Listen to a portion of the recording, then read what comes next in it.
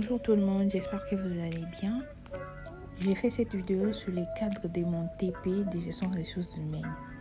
Et dans mon TP, je vais devoir expliquer c'est quoi une configuration organisationnelle selon Henri Mintzberg. Cependant, je tiens à me présenter. Je m'appelle Junga Mbotekola Pamela Divine. J'étudie à l'Université protestante au Congo. Je suis en L2, en LD LMD phasé. Et voilà, du coup, là, on doit passer à l'introduction de mon TP. Avant de répondre à la question qui nous est posée, j'aimerais un peu vous parler de qui est Henri Mintzberg.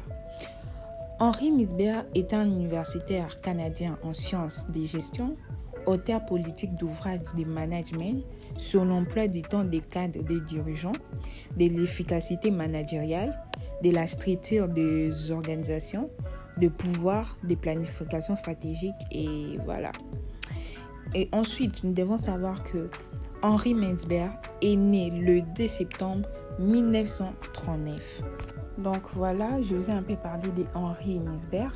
Maintenant, nous devons répondre à la question qui nous est posée. On nous a demandé d'expliquer c'est quoi une configuration organisationnelle. Selon Henri Mintzberg, les différents composants et paramètres d'une organisation ont tendance à s'aligner en des ensembles cohérents que l'on appelle des configurations organisationnelles. Une organisation est en quelque sorte attirée vers une certaine configuration, ne serait-ce qu'en raison de l'interdépendance des composants et paramètres organisationnels. Henri Mintzberg inventorie 5 configurations organisationnelles principales, chacune caractérisée par un modèle de coordination et une composante dominante. Voilà, nous allons maintenant citer les 5 configurations que Henri Mintzberg inventorait. La première configuration est la structure simple. La structure simple, c'est l'élément clé de l'organisation et le sommet stratégique et en même temps le mode principal de la coordination et de la supervision directe. Un exemple, les types où on trouve des petites et moyennes entreprises. Ensuite, nous avons la bureaucratie mécaniste. Elle se rencontre dans les organisations qui se consacrent à des tâches répétitives relativement simples. Comme exemple, des entreprises produisant des biens manufacturés. Et nous trouvons encore la bureaucratie professionnelle. Il s'agit d'une organisation dont l'activité requiert des professionnels hautement qualifiés.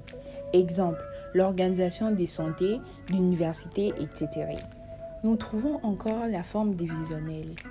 La forme divisionnelle, elle se trouve dans les organisations dont les différentes activités ont été réparties par grands domaines, confiés chacun à une division distincte, responsable de ses résultats.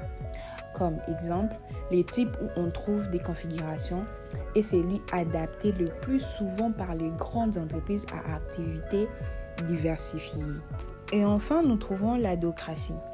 La docratie, c'est une organisation flexible, adoptable selon les besoins et contraintes des tâches à accomplir, le plus souvent complexes et s'inscrivant dans des environnements dynamiques.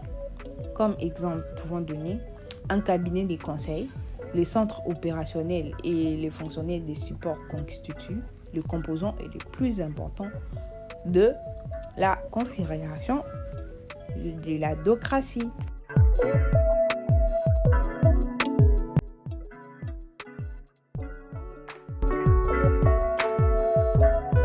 Il est à noter que Henri Mintzberg complétera par la suite son analyse en introduisant une 6e composante de l'organisation, sa culture qui comprend les croyances, le mode d'action et des pensées partagées par le membre de l'organisation.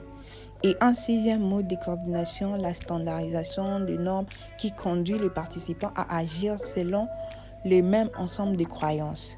Cela les conduira à répéter 2 autres configurations. Nous trouvons l'organisation missionnaire, où la culture constitue l'élément clé et où le contrôle est essentiellement normatif. Et nous avons encore l'organisation politique, où le jeu politique entre participants domine le fonctionnement de l'organisation. Comme on le voit, partant d'un inventaire des composants de l'organisation, Henri Meisberg prolonge la réflexion pour déboucher sur un essai typologique. Il y a là une véritable tradition en théorie des organisations qui a nourri des multiples essais dont il convient désormais de rendre compte.